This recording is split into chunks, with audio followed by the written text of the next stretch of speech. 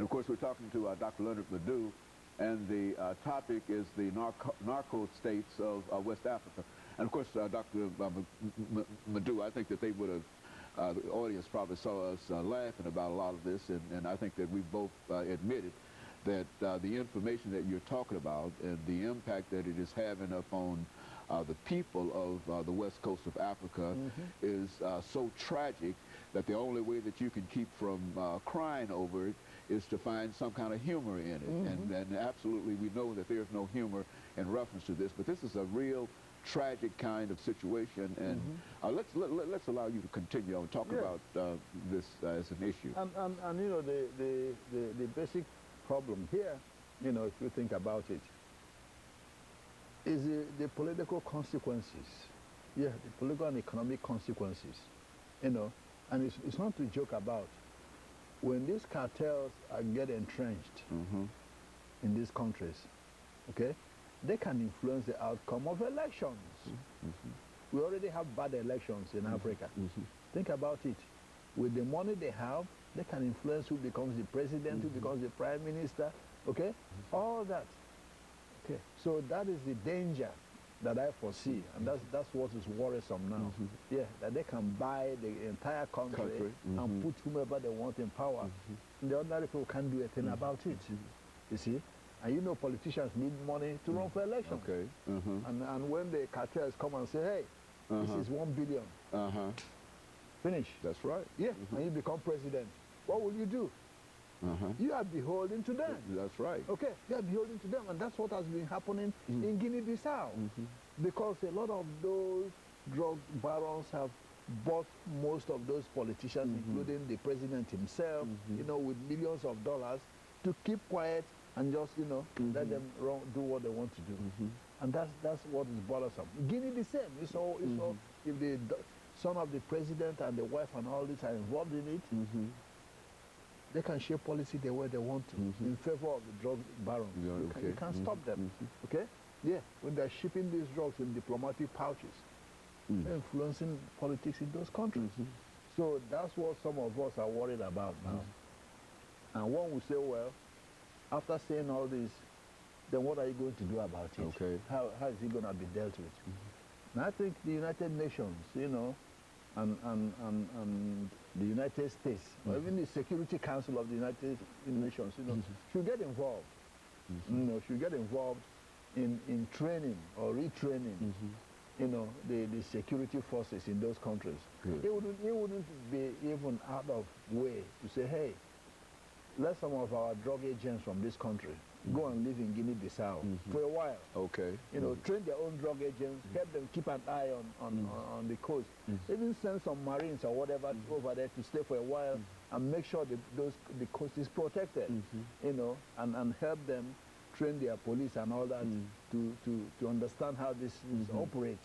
And moreover, give them more economic, you know, economic aid to help them overcome poverty. So it really is not in the best interest of the Western world, the United States especially, to have all of this going on in that kind of situation, do you think?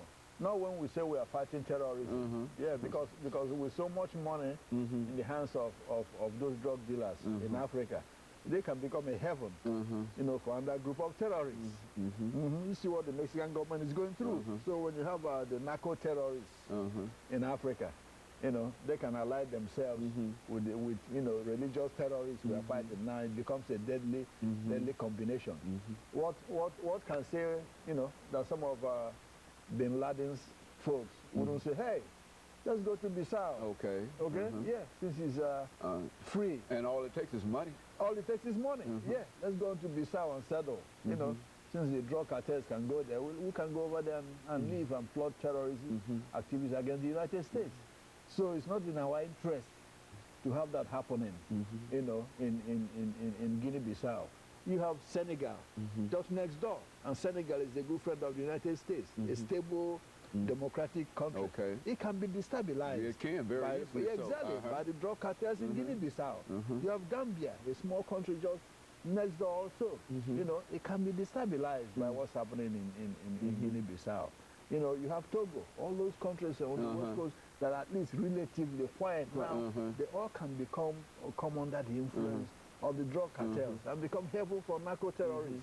So that's the strategic implication there. So it's not something the United States or the Western European countries should ignore either. Okay. You know? Yeah. And who can say that, hey, if they can use that as a source of transshipment to Europe, well, it can become a jumping ground, a jumping off ground for terrorists to go to Europe and from there to the United States. So that's very important. Now, like I said before, in the 19th century, Africa was torn apart by slavery. Okay. You know, was completely destroyed, devastated by slavery because of Europe's need for slaves to come and work. Now you have another type of slavery, you know, cocaine slavery. Okay. Yeah, you have the leaders of these countries. Which is just as devastating. Exactly, which is just as devastating as the slave trade. The only difference is that people are not being dragged out from there now. But it's the same thing almost. Okay, you have the chiefs in Africa collaborating, colluding, you know, with the European nations to sell slaves. Now you have the governments themselves colluding with drug barons, you know, to sell their own people. That's precisely what is happening. When a government is acquiescing to drug, you know, barons running their own country, depriving their own people, you know, that's exactly what it is. It's the same mentality. Okay, it's the same mentality. The only difference is that people are not being shipped away. But what's they're not in chains leaving, exactly, but you're not in chains You're there. in chain right there. Right there. Exactly, you're in chain right there. Okay, so if these countries are selling their own people away, they're selling their own countries' people away to the drug dealers. Because when the drug dealers control these countries, the regular poor African in those countries don't have nothing to say. That's right. Okay? That's right. Yeah. You're subjugated and subdued in your own country because you are poorer living in your own country. And you can't do nothing about it. And because especially with all the wealth, Dr. Madu. Exactly. I mean, you know, of That's Africa and the west coast of Africa. Yeah. Absolutely. That's the way it looks. If you look at it, that's exactly what it is. You know, it's just a modern day slavery, but under a different guise. Now it's cocaine slavery. You know, it's not a transatlantic slavery. Slave trade. Come over here, slave trade to come over here. Yeah, transatlantic cocaine trade to subdue Africans in Africa. Okay, so that's the danger there, and that's what is sad about the whole thing about you know, governments in Guinea-Bissau and Guinea doing these things to their own people.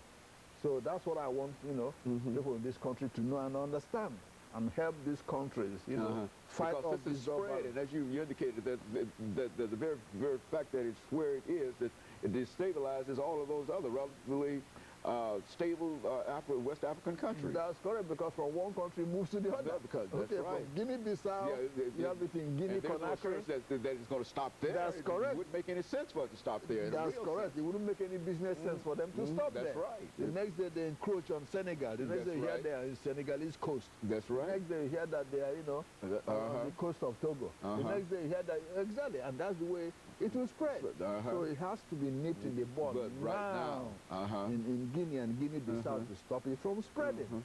See, so that's very important. That's what I want people to understand. That the American government to act. That it has to act quick, because you just can't decide to stand around and watch it happen for the next several months or years, and then expect it to all of a sudden disappear. That's correct. and those countries where the governments are cooperating, you know, the International Criminal Court needs to look into it. Good. To see about prosecuting, you know, those officials who are collaborating with the drug dealers. I think that's one way to start. Right. Is have them indicted by the International Criminal Court, you know, and charged, you know, for crimes against humanity. Okay, and Dr. Madu, of course, we're at the end of this show for today, and let me again thank you for bringing by that information, as well as the earlier information that we talked about dealing with this same topic, and to know that at least this information is out now, which is to say that I was almost ignorant in terms of the impact that it was having now, and I think that I understand better about what is going on. And I think that if I understand better, and I'm almost sure that others also have a better understanding. And I want to thank you for bringing us that excellent information this morning. And let me encourage our audience to tune in again next week for another informative edition of Comments. Thank you and good morning.